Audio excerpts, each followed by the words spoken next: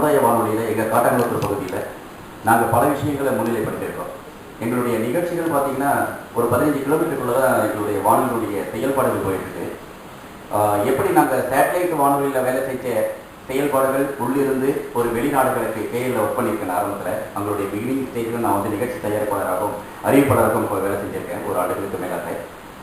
அங்கு கிடைத்த அனுபவம், அதே மாதிரி சென்னை வானொலி தொலைக்காட்சிகளில் கிடைத்த அனுபவங்கள், வெளிநாடுகளில் துபாய் மாதிரியான நாடுகளில் நிகழ்ச்சி தயாரிப்பாளராகவும் நிகழ்ச்சி மேற்பார்வையாளராகவும் அறிவிப்பாளராகவும் வேலை செஞ்சுருக்கேன். ஸோ அங்கிருந்த வானொலி தொடர்புகள், அதே போல் ஆஸ்திரேலியாவில் வந்து இப்பொழுதுக்கு ஒரு அரசு வானொலி போயிட்டுருக்கு, எஸ்பிஎஸ்ன்னு சொல்லிட்டு. அதனுடைய சென்னையினுடைய கரஸ்பாண்டண்டாக, அதாவது செய்தியாளராக கடந்த 3 ஆண்டுகளாக அதுக்காக நிகழ்ச்சியை வழங்கிட்டு இருக்கேன். ஒவ்வொரு சண்டேவும் காலையில் 11 மணிலேருந்து 12 மணி வரைக்கும் போயிட்டு இருக்க நிகழ்ச்சி. ஸோ இப்படிப்பட்ட செயல்பாடுகளுக்கு பற்றியில் எங்களுடைய முத்துச்சரம் சமுதாய வானொலியில் நாங்கள் செய்த விஷயங்களுக்கு நல்ல ரெஸ்பான்ஸாக இருந்தோம். கல்லூரி வளாகத்திற்குள் இருந்து அந்த நிகழ்ச்சி போனாலும் கூட வெளியே மக்களுக்கு போய் சேரல அப்படின்னா ஒரு விஷயம் பார்த்தீங்கன்னா அட்வர்டைஸ்மெண்ட். நாங்கள் வந்து அதை வெளிப்படுத்தலை. எங்களுடைய வானொலியை பற்றி எந்த ஒரு கோடிங்ஸும் சரி, ஒரு சின்ன எழுத்தும் நாங்கள் இது வரைக்கும் டிஸ்பிளே பண்ணலை. அது எங்களுடைய மேனேஜ்மெண்ட் நாங்கள் சொல்லியிருக்கோம்.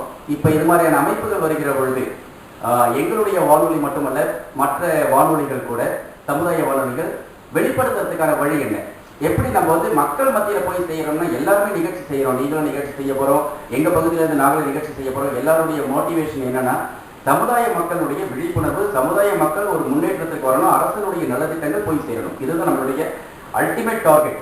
நம்மளுடைய டார்கெட்டை ரீச் பண்ணணும்னா ஃபஸ்ட்டு பப்ளிக் வந்து ரேடியோ கேட்கணும்னா அசோசியேஷன் சார்பாக அந்த ரேடியோ கேட்க வைக்கிறதுக்கான ஃப்ரீக்வன்சி என்ன, நம்மளுடைய என்ன 90.4 101.4 கிடையாது. நம்மளுடைய ஃப்ரீக்வன்சி, நம்மளோட என்ன கம்யூனிகேட் பண்ண போகிறோம், அந்த விஷயத்திற்கு நம்ம அசோசியேஷன் மூலமாக என்ன செய்ய போகிறோம், அதை நாங்கள் எதிர்பார்க்கிறோம். பப்ளிசிட்டி, அதாவது ஒவ்வொரு சமுதாய வானொலியும் எந்த விதத்தில் தன்னை அடையாளப்படுத்திக் கொள்வது. ஏற்கனவே இங்கே பேசிய சில வானொலி நண்பர்கள் சொன்னாங்க ப்ரெஸ் கார்டு அப்படின்னு. இப்போ ரீசெண்டாக ஒரு மகிழ்ச்சியான செய்தி சொல்லலாம். சென்னையில் வந்து எம்எஸ்எம்இனுடைய சில நாட்களுக்கு முன்னாடி ஒரு அமைப்பு கிரிக்கெட்டர் ஸ்ரீகாந்த் அழைத்து ஒரு ப்ரெஸ் மீட்டிங் ஏற்பாடு பண்ணியிருந்தாங்க. ஒரு கேரியர் கைடன்ஸ் சம்மந்தப்பட்ட ஒரு வெப்சைட் லான்ச் பண்ண போகிறாங்களா, university wise all over Tamil Nadu, இப்போ இந்தியா வைஸ் தான் வந்து பிளான் பண்ணிக்கிட்டு இருக்காங்க. அதற்காக சென்னையில் இருந்து 5 சமுதாய வானொலிகளை ப்ரெஸ்ஸாக அங்கீகரித்து கூப்பிட்டுருந்தாங்க. சாருக்கு தெரிஞ்சிருக்கோம், நன்றி சார். அதில் நாங்கள் முத்துச்சரம் சமுதாய வானொலி மூலமாக நாங்கள் போயிருந்தோம். லைவாக வந்து கூப்பிட்டுருந்தாங்க. அதே போல் எம்ஓபி வைஷ்ணவில் இருந்து கூப்பிட்டுருக்காங்க. ராஜீவ்காந்தியினுடைய யூனிவர்சிட்டியிலேருந்து அங்கேருந்து ஒரு சமுதாய வானொலி நண்பர்கள் வந்திருந்தாங்க. இப்படி பல 5 சென்னையை பொறுத்த வரைக்கும் அவங்க காஞ்சிபுரத்தையும் சேர்த்து ப்ரெஸ்ஸாக அங்கீகரிச்சிருக்காங்க. என்ன ஒரு ஐடி கார்டு இல்லை எங்களுக்கு. நடந்த சம்மேளன், அதாவது டெல்லியில் நடந்த சம்மேளனுக்கு எங்களுக்கு அழைப்பு வரல. அப்போ வந்து தென்காவுக்கு கூப்பிட்டு கேட்டிருந்தோம். அப்போ வந்து எங்களோட மிஸ் ஆயிடுச்சு, உங்களோடது லிஸ்ட்லேயே இல்லை அப்படின்னு ஒரு தகவல் சொன்னாங்க. இருந்தாலும் நாங்கள் உங்களோட பதிவு பண்ணிக்கிறோம், சீக்கிரம் நீங்கள் கிளம்பி வாங்க அப்படின்னு சொல்லி அவங்களுக்கான ஷெட்யூல் அனுப்பிச்சி வச்சுருங்க அப்படின்னு சொல்லி கேட்டிருந்தாங்க. நாங்களும் அனுப்பி வச்சுருந்தோம். நான் போய் கலந்துக்கிட்டேன், ரொம்ப மகிழ்ச்சி. இருந்தாலும் எங்களுடைய வானொலி அப்படின்னு சொல்லி பார்த்தோம்னா, எனக்கு கிட்டத்தட்ட வானொலிகள் அகில இந்திய வானொலியில் எனக்கு ஒரு 8 வருஷம் அனுபவம் இருக்குது. அந்த நிலையில் எங்களுடைய வானொலியில் நிகழ்ச்சி அப்படிங்கிறத பற்றி எங்களுக்கு ஒரு பிரச்சனை இல்லை. ஏன்னா எனக்கு 1 மணி நேரத்துக்கு முன்பாக தொடங்கினாலும் கூட என்னுடைய நிகழ்ச்சியை எனக்கு சீக்கிரமாக கொடுக்க முடியும், குவாலிட்டியாக. அதாவது ஒரு தரமான நிகழ்ச்சியை எப்படி ஒரு அரசு தாக்கம் இல்லாமலோ அல்லது யாரையும் பாதிக்கப்படாமலோ இந்த மாதிரியான அகில இந்திய வானொலி இருந்ததுனால எனக்கு ஒரு அந்த அனுபவம் இருக்கு. அந்த சூழ்நிலையில கூட நான் அந்த வானொலியை ஒரே ஒரு ஆள் தான், கிட்டத்தட்ட 1 வருஷம் 1.25 வருஷம் ஆக போகுது.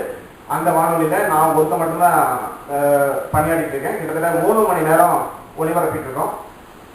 இந்த மாதிரியான சூழல்ல எங்களுடைய அரசு துறை சார்ந்த நிறுவனம் அதுல வந்து ஃபண்டிங் இல்லை அப்படிங்கிற ஒரு பிரச்சனை. அதனால வந்து அந்த எனக்கு சம்பளம் கொடுக்கறதுலையோ அல்லது வருகின்ற நேயர்களுக்காக நான் வந்து செலவழிக்கிறதுலையோ சில சிக்கல்கள்லாம் நிறைய இருக்கு. இந்த மாதிரியான அசோசியேஷன் அல்லது வேற ப்ராஜெக்ட்ஸ் சேர்றதுனாலையோ இந்த ப்ராஜெக்ட்ஸுக்கு ஐடியா இந்த மாதிரியான ஐயா போன்ற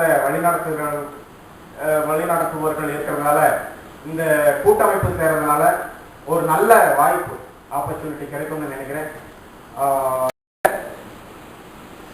சம்பந்தமான சொல்றேன். கமிட்டி மெம்பர் இருக்கான் தங்கராஜ், சரியா, பெருமாள், சரியா?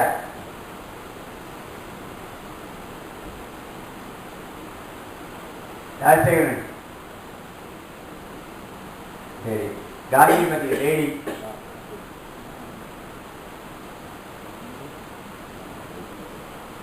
ராஜசேகரன். ராஜன். ராஜன் சவுண்டு. பாண்டிச்சேரி சொல்லிட்டோம். பாண்டிச்சேரி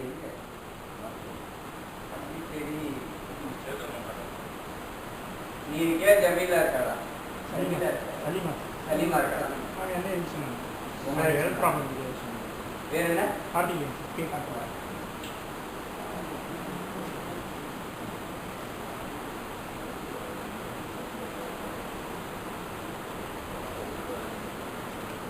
ஒன்று 2 3 4 5 6 பேர் சொல்லிட்டு